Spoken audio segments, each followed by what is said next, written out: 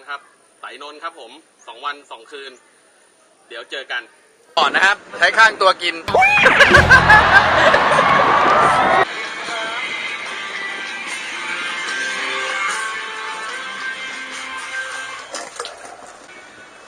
ตายปลาหมึกบ้าเปล่าเนี่ยเข้าปากเคี้ยวๆกืนเลยก๊อฟฉับเขาให้อ้าวยังไม่โดนฉับเขาให้ตำหลังมาโอ้ยเดือดร้อนกูอีกแล้วใหญ่เลยนะโอ้ยทีมงาน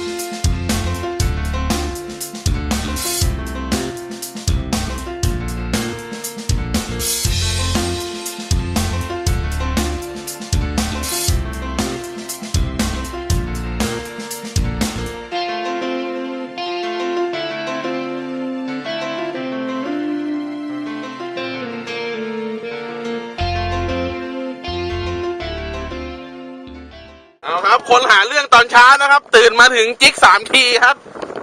หรออ๋อจิ๊กอยู่5 ทีครับไม่รู้ว่าสัตว์ประหลาดอะไรมาติดนะครับตัวนี้เป็นตัวเลี้ยงครับเนี่ยอะไรนะครับอ๋อของพี่เป็นติดจิ๊กจิ๊กครับตัวแรกก็เพิ่งตื่นลงมาครับพวกคงซ้ำมาแหละเหยื่อลอยไปลอยมาซ้ำเลยอ่ะสายว่าอะไรครับไอช่อนไอโฉมเป็นปลาทะเลครับแล้วก็ปลาทะเลอีกแล้วนะครับโอ้โหนี่คิดว่าถ้าอยู่ในเขื่อนนี่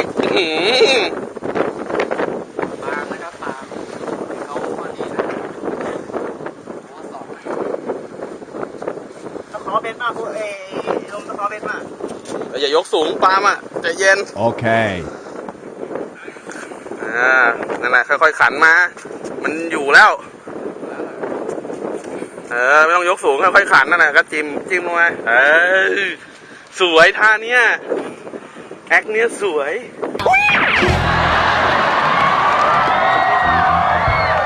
โหจังบอกจะมาจ่วยช่อนแต่เช้านะครับ2 ตัวได้ตัวเดียวมันแย่งอ่ะตัวอ่ะพี่โตว่าเป็นไรครับ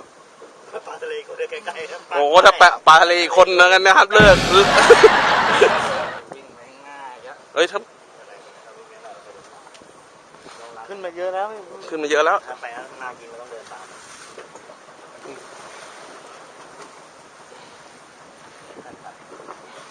แอคชั่นกันปาล์มครับปาล์มตัวใหม่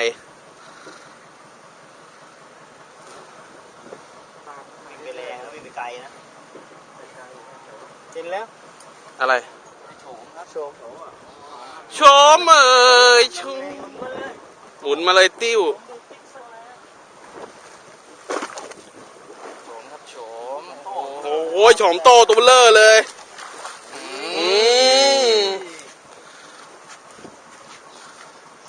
โอ้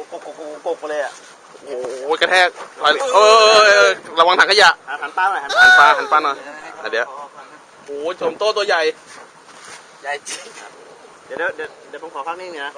รับ2 ขอบคุณครับ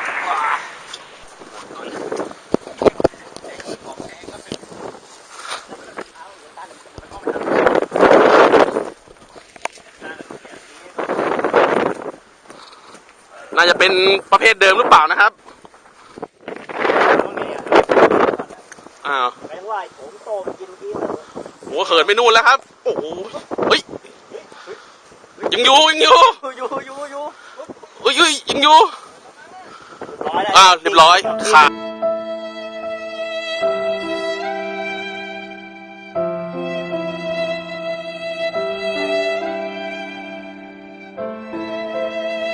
ยังอยู่โอ้มันไหลฮึดเหลือเกิน นี่ไม่กินเป็นตีใหญ่เนี่ยไปสบาย ไม่ได้ใส่ลีด ไม่ นี่ เป็นไรติดข้าง อ๋อ เขาจะขาไปแล้วไปโคตรไกลเลย ไปไกลมากครับอ้าวนี่เล่นปลาบึกหรือเปล่าปลาบ่อหรือเปล่าเนี่ยต้องแต่ท้ายเรือยันหัวเรือแล้วครับ ใหญ่ ไม่รู้มันเด้าไปเด้ามาอยู่อะ แนวใหญ่อะไรมากข้างเรือแล้วจะไปอีกแล้วก็ทัดหน้าตัวใหญ่ โอ้ย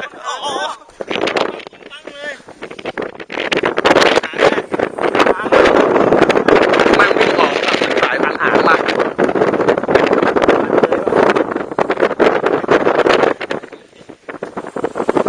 โอ้ยไปไม่หยุดไม่หย่อนครับสอติก้าไปไม่หยุดไม่หย่อน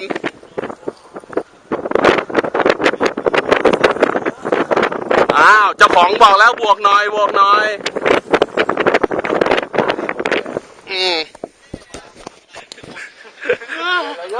โคตรเท่เลยท่าอัดนักข่าวซีนเอ็นเต็มครับ ตอนนี้ ข่าวทีเนี่ย200อ่ะท่าเท่มากเลยอ่ะ ตอนนี้เมาเรือแล้วครับ นักข่าว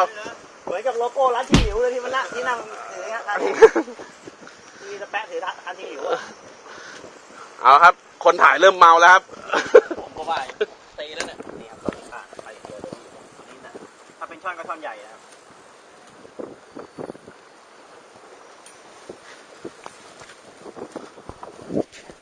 อ้าวไปปรากฏตัวแล้วครับดาราเราถ่ายไว้เลยอ่ะไม่ค่อยออกมาเขาไม่ค่อยเผยโฉมไม่ง่าย โอ้โหมันเข้าง่ายๆเลยเนี่ยพี่ก๊อฟ ขึ้นไม่เบาจริงขนาดนี้ขึ้นเบาเนี่ย โอ้ย ไม่หยุดเลยไปไม่หยุดเลย อัดเมตรออก5 เมตร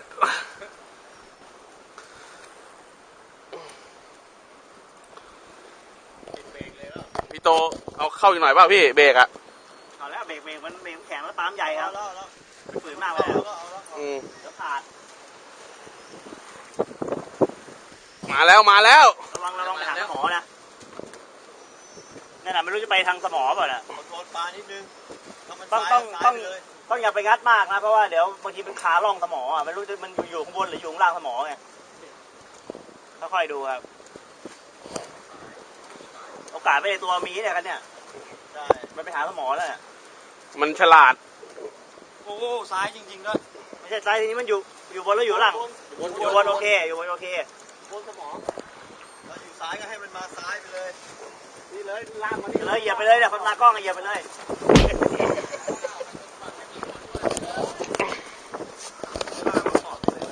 โดดในน้ำ โหสุดยอด สดมีเข็มขัดสู้ปลาไหมต้องใส่ก่อนนะ มีเข็มขัดอะ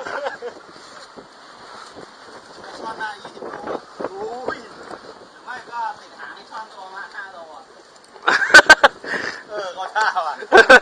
อันหลังนี่เจ๋งว่าวิ่งดีมาแล้ว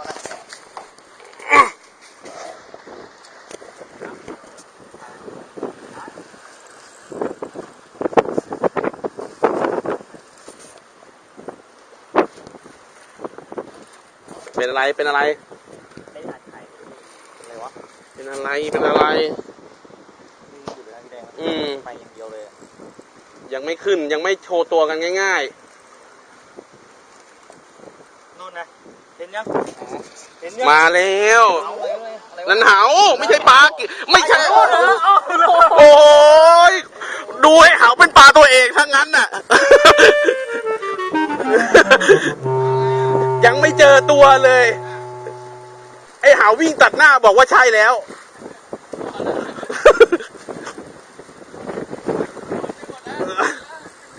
ายตรงแล้วครับ โอ้โห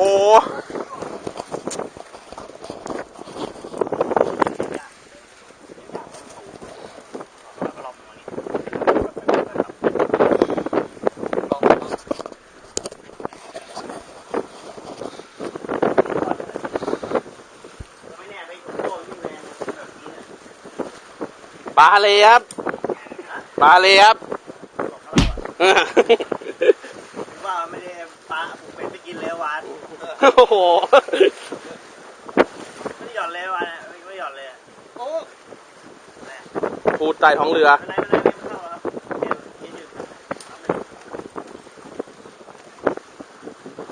แข็งเลยเหรอพี่โต ยืนเดี๋ยวออกยืน จับ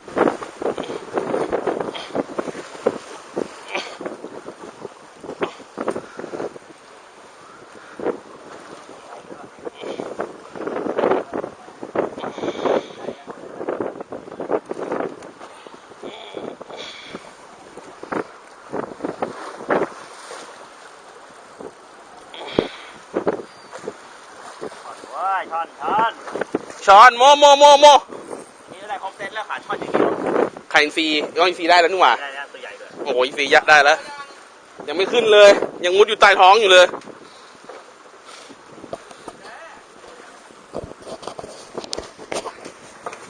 ผ่านไปแล้วครับ6 นาทีครับ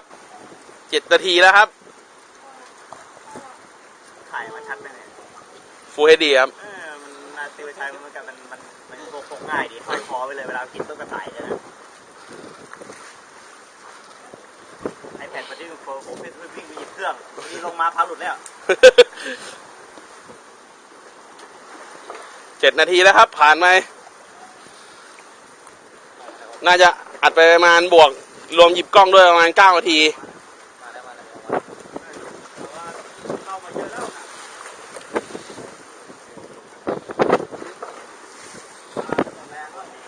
โอ้ยช่อนเนาะ เอ้ยโอ้ยช่อนโอ้ยไม่ใช่เหาเมื่อกี้นะครับ อันนี้เป็นไอช่อนแล้ว ผมวิ่งรอบ2ถ้าบอกว่าช่อนมันโชว์พาวอย่างเดียว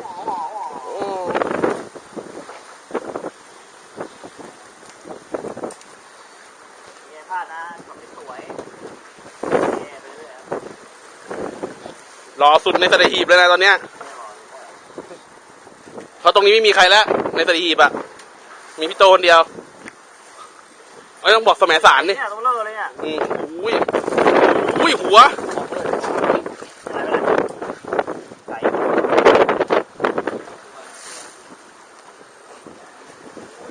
ล็อกหลังพี่โตไว้หน่อยดึงเกงแกไว้หน่อย เกี่ยวเลยอ่ะดูง่ายๆหรอก ก็ดึงไว้เถอะดึงเกงแกไว้เถอะ ใส่ทั้งคนทั้งคันแล้ว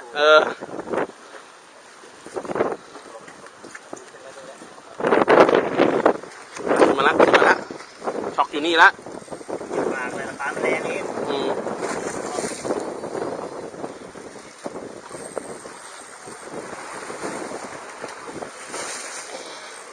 ขาวมาเลยอีช่อนกู้ไม่มา น่าจะกินหอยตีขาดไปแล้วไงโอ้ยรอเลยสวัสดีโอ้ยโอ้ยถังแก๊ส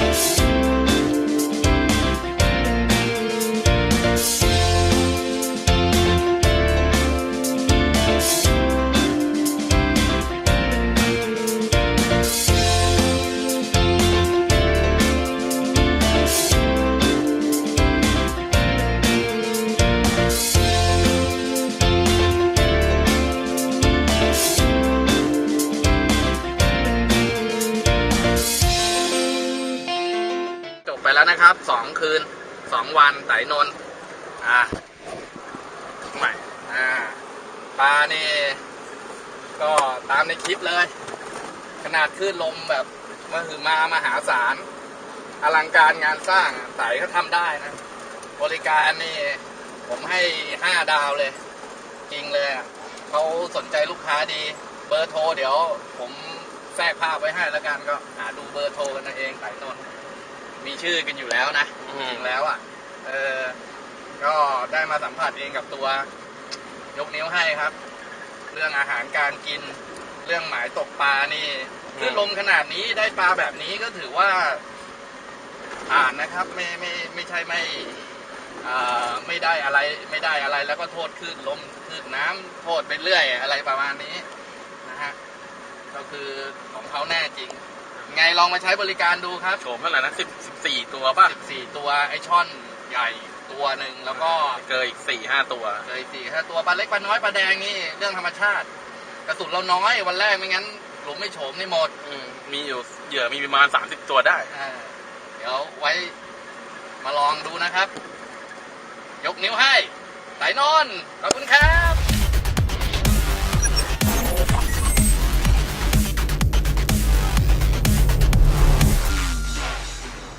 Yeah.